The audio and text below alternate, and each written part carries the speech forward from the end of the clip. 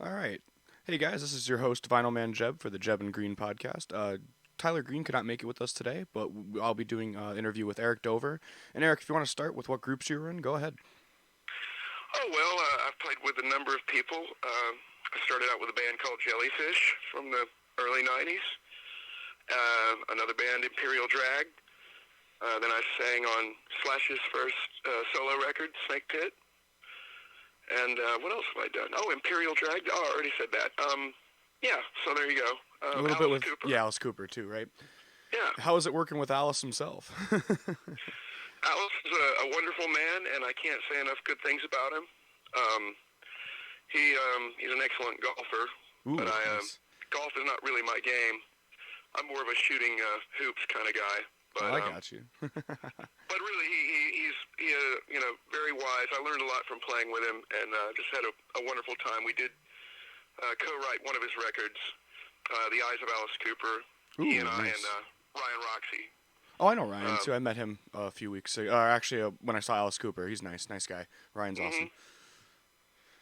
Yeah, you can always see him out when he's in town somewhere. Yeah. He's very friendly to all the fans and stuff. Like, I do consider him, I've said this to several of my friends and people I've done interviews with, but he really is my rock and roll father. There you go. Yeah. So with how did you get into working with Jellyfish with Roger and all that? Well, that was an open audition, Ooh. and I got word of it from Tim Smith, who joined the band a little bit before I did, during the second record, Spilt Milk. And he was playing with a band called The Producers. I don't know if you're familiar with them. I'll have to check them out. I'm not. The name sounds familiar. Yeah, they had a couple of really, kind of regional hits around the South, and good kind of power poppy records. Ooh, I like power pop. And I had a band with a couple of guys that I went to college with, and we were called Love Bang at the time. We had a production deal with Ardent Studios in Memphis, where they, with Jody Stevens from Yeah, Big we just Star. did an episode on Big Star with Ken and John from the Posies talking about Ardent and stuff, so that's pretty cool. Oh yeah, I know perfect. the Posies guys. Yeah. Great guys. And so we did a show opening for The Producers, and then that's basically how I got wind of the audition. So That's awesome. I spent, a couple of weeks recording a few songs. I wrote a couple of songs, and then I think I did a cover of No Matter What by Badfinger, which I Ooh. wasn't aware that they were covering live. Oh, nice. And sent it in, and they called me up not too long after that, and I flew out to L.A., and somehow got the gig. I was up against some pretty talented people, so I feel very lucky there. Yeah, and I love watching the interviews with Roger talking about the production values of the albums and stuff, because those albums are extremely important to anybody in studio stage of anything. So it's amazing to actually have the opportunity to work with Jellyfish, and that must have been really fun, and get to actually know Andy and stuff too, which is really cool. Oh yeah, it was just like being thrown right into the fire at a pretty young age, and straight into boot camp. There you And go. it wasn't the Army, it was more like the SEALs. Oh, there you go. But you know what? It's if you like doing music and it's what you love, it's a great way to start. Is getting thrown right into the fire, if I'm correct. Oh yeah. It was highly intimidating, and I was very green and young, and I had a lot of experience playing, but nothing really could have prepared me for what I wound up doing with them, because it's such a personal thing. All the voices together, it's incredibly special, and so I'm glad I was able to fit into it. That's incredible. And then how did Imperial Drag come about? I know that's Roger's group too as well, right? Right. We started that somewhere around 93, 94. Shortly after Jellyfish broke up, I went back to Alabama, which is where I'm originally from. Oh, cool.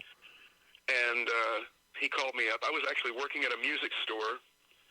I'll never forget this, because it was the day that the news came out that Kurt Cobain killed himself. Oh, jeez. And I get a call at the store, and I'm like, "What? It's Roger?" And he goes, "Get your ass out here to L.A. Let's start making music." So I'm like, "Okay, let's do it." So I loaded up everything all my gear. Had an '85 Ford Bronco. You know, I got Nice. to New Mexico, and I decided that I wanted to go check out, Area 51 and all that. And I wound up breaking down and staying in New Mexico for a couple of weeks, but I eventually got out here, and we began working on songs. Second I landed. For a lot of bands during that time too, it was tough when Kurt. I'm a huge Nirvana fan, but I didn't get a chance to, live. I was born in '99, and that made a huge impact to a lot of the bands. Especially, I know you were on the DGC label too, right, with Geffen and all that as well. Yes, I was with Slash. Oh, that's cool. Yeah. Yeah, and that was, it was a wonderful experience working with Geffen, actually, back in those days. I mean, the nature of the business has changed so drastically. Is David Geffen still around, or is it still his business and everything too, or? Well, I don't know that the label exists. Oh, that's true too. But yeah, I mean, I met David once in the cool. entire time that I was with Slash, but it was a good experience overall. The time I spent with Slash was, like completely living a real rock and roll dream. Yeah. With all the excess and everything that came along with it. I bet. That must have been something. Because it's just, Slash is Slash, the entity of rock in general, just, you look up to rock and roll, it's Slash with his hat and the long, stringy hair. Yeah, absolutely. Yeah, and, what an amazing guitar player, and, I learned a lot from him as well. I mean, mainly a lot about performance things and just how much it really takes. You really have to give 1,000%. I mean, with anything I do, I try to give 1,000%. Yeah. But since I was fronting a band, fronting the band, singing, so that was something I wasn't really used to because I usually have had a guitar strapped on me. So it's a little bit of a different animal. Yeah, it's not as because usually it's like you used to I'm the same way with the bands I'm in, and I play guitar and I can't sing without it. Yeah, it's I know. It's like a weight that you have. Right, totally. But now I'm very comfortable doing both now. Oh, that's perfect. Slash kind of taught me a lot about that kind of stuff. So that's awesome.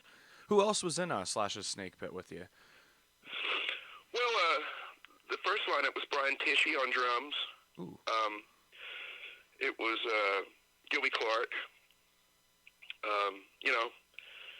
People like that, and cool. Then the lineup changed, of course. James Lomenzo on bass, but that was a touring band.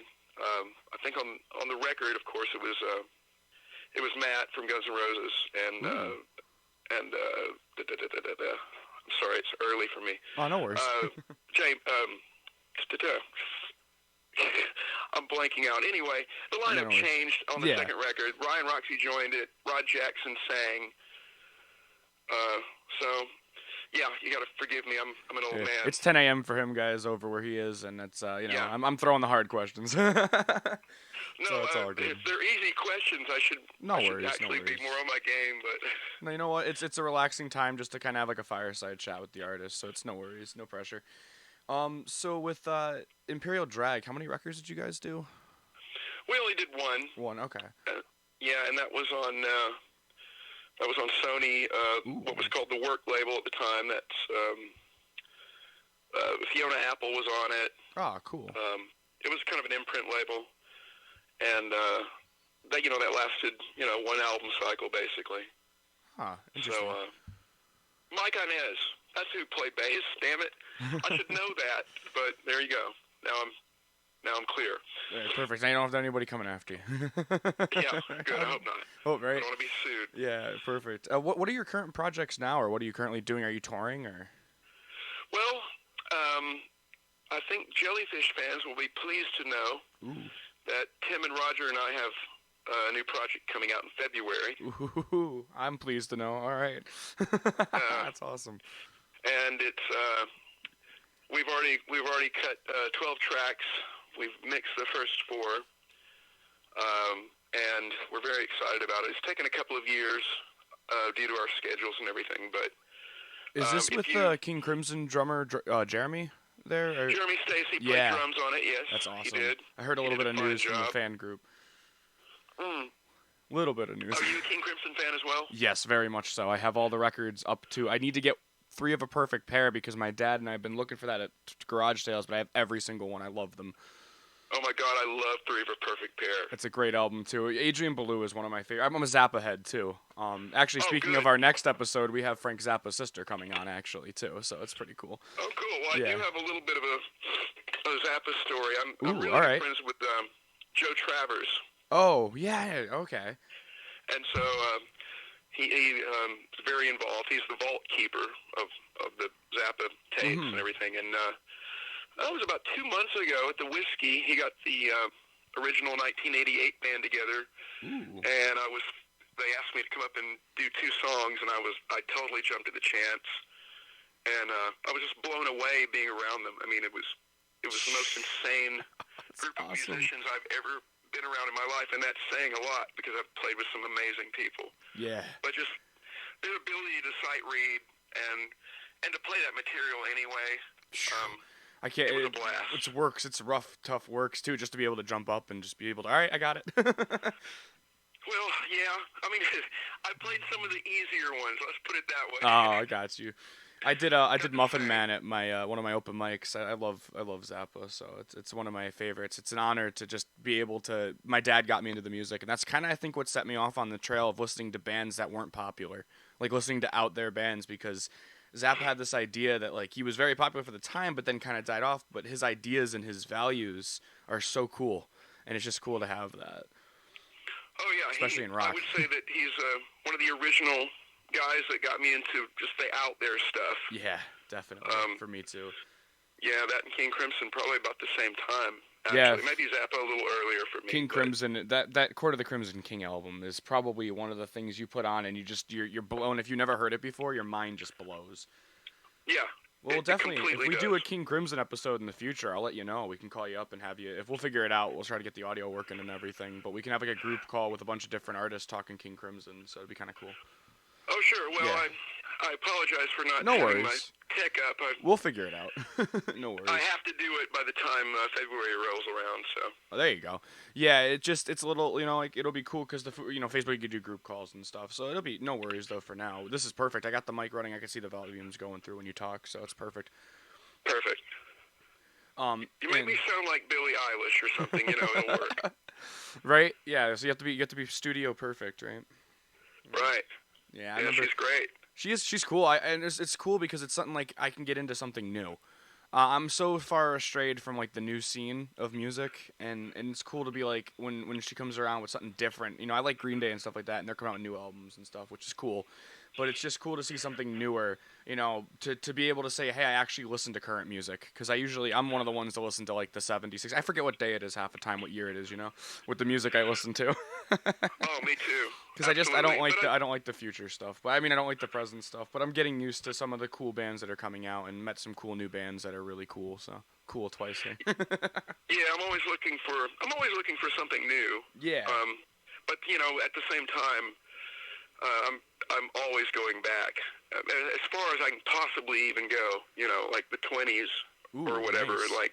Yeah. Some of that madcap, zany, flapper stuff is pretty cool, too. And you could always add it into your style, too, which is awesome because it makes you unique, Right. I'm always, listening to just try to learn. I've always been a sponge for music. It really just doesn't matter what kind it is. Yeah, that's awesome. I'm so into, Cheap Trick, stuff like that, and I can't. Their catalog is insane. Then you have other bands, and then King Crimson, any dirt I could pick up from concerts and stuff. It's like, I want to see them so bad, but it's always they usually play in an area where it's tough to get to for me. So it's like, It's right. And where are you at again? I'm in Connecticut. I'm on the east side of the U.S.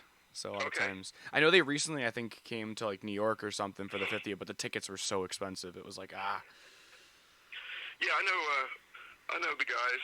That's awesome. In fact, it's funny because I've actually opened for them through the years. Really? And they've always been seriously very sweet to me, and even done a little bit of studio work for them. And how's Fripp? Backup stuff. I'd love to meet Fripp. Fripp is one of my idols and all the Fripptronics and stuff. Oh, I love Friptronics, yeah. That's Yeah, I was awesome. actually looking at some rig rundowns on YouTube of both Fripp and Blues rigs, Oh, and I was jeez. like, how in the hell do they come up with this shit? And I Like, feel like he did it in, like it's himself mixed in with other because it's like his mind and everything too. It's just so cool, but it's like you get it nowhere else. You know, Emerson, Lake and Palmer had that kind of sound too with Keith Emerson and playing the keyboard and having all those sound effects for like Carnival and stuff. But nothing compares to Friptronics. You know. no, not really. It's the closest thing that I've ever heard to, like, a real violin tone. Yeah, it's Um, crazy. maybe Eric Johnson has some of that too, but really Fripp, when he plays, it almost sounds like a cello or a violin. You know, it's just otherworldly. And it's just so cool because then you got like members like John Wetton, who I'm one of my favorite bass players of all time, and it's just insane, you know. To rest in peace too. I miss Wetton, but Red was one of my favorite albums, and you have Bill Bruford on drums. It's like whoa, you got like Yeah, that's one of it my just favorite gets lineups. insane. And then have Greg Lake, like they didn't form, you know, Emerson, Lake and Palmer till later, but to have Greg Lake on the first 1.5 albums really, and to have him on there is insane. And it's just really, I love all the sounds. And again, thanks to my dad, I got really into all that early like prog stuff, like Uriah Heep's thrown in there too, and then they went metal a little bit later on. But Sure, I sure. enjoy all those because you know what, that's where you get the sound. I think of like the music, like where you can like actually go, I can learn that if I just try hard enough, and then you're Right. dreaming. But Yeah. Well, it's always something for me to aspire to, but yeah, you know, I usually stick with eighth notes. I got you. That's funny. I got you. But And you know, another thing too, if you make a mistake, make it twice because then it's jazz. yeah, I'll have to You tell know. some of my jazz friends that they already know, Yeah. because then it's just experimental, right? You know, it just fits right in. Well, I love it. Love Yeah. like Captain Beefheart stuff. You don't even have to sound good. Like it's good to someone, and it works. It's good. Yeah, it totally is. I mean, Mask Oh, Replicate it's is one of the a coolest. strange first listen, but once you kind of get into it, it's. And I even look at that with other bands too. Like, I'm a big fan of The Fall, and Okay, some people are like, "What's this guy like?" You know, it's just so like stripped down, weird punk art rock. But I'll have to check you them know, out. once you get a taste for it, you're just transfixed. You know. It's like a drug. It's like you Yeah, get it stuck really on is. it because I know what Zappa I couldn't put him like as soon as my dad was like here's all the Zappa records I got and stuff and I Joe's Garage was something that just mystified me. But then I went back. I love Hot Rats the most, and I went back to like even that era, even earlier with the Mothers, like the first album with Trouble Every Day and stuff like that. And I'm like I can't put this stuff down. There's something about him. And then my drummer in my current band looks like Zappa a little bit. So and then he also likes Zappa. So we did like a cover of like I'm the Slime and stuff like that and just having fun. Like nothing, it didn't sound that great, but we were just having fun in the garage, so it was really cool. Yeah, I've really gotten into Who Needs the Peace Corps Oh lately, yeah, and how he make fun of the hippie generation, and I'm a rock. yeah, I'm a I'm rock. a rock. I'm a rock. Help, I'm a rock. I'm a rock. I love that, and I just it's funny because I have my Frank Zappa poster right up on my wall, and I always look at it. I got it off eBay, and it's like a mix of all the album covers and stuff, and of the early stuff, and I love being able like definitely gonna do an episode on Zappa in the future with a bunch of people. Probably have Zappa's sister up again too. We ever coming this week, so that's really cool. And that was just an honor to be able to just talk to anybody. I saw Dweezil live. He's really good, and it was Yeah, just cool. Dweezil is fantastic. I mean, It's cool. I think his I've never. father's coming through him, like in the music. Like it's insane. Oh, absolutely. Now I've met Amit before. He's a very Hmm. sweet guy. But yeah, I've never had a chance. I'm friends with Ryan Brown that plays with Zappa. Ah, cool. Zappa. We played together off and on for years in LA and stuff. And but yeah, I've got to go. I've got to go check one of those Zappas out.